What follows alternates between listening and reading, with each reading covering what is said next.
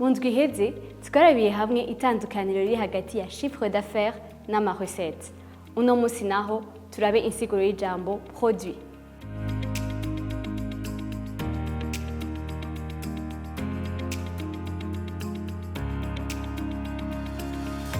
Mu bijanye no gutunganya ubutunzi bw'ishirahamwe, amaproduit ni ikintu cose cinjiriza amafaranga ishirahamwe.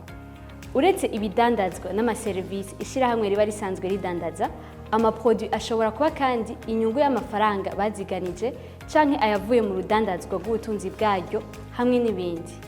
Akarorero, ishirahamwe 2D Studio risanzwe rikora akazi ko gufata amasanamu. Hambavu y'ivyo rirakotesha ivyuma vyaryo rikongera rikigisha abantu ingene bakora amasanamu. Iyo hageze guharura amafaranga yinjiye mu ishirahamwe bateranya ayavuye muri ivyo bikorwa vyose arivyo biyita amaproduit. Murakoze naho ubutaha.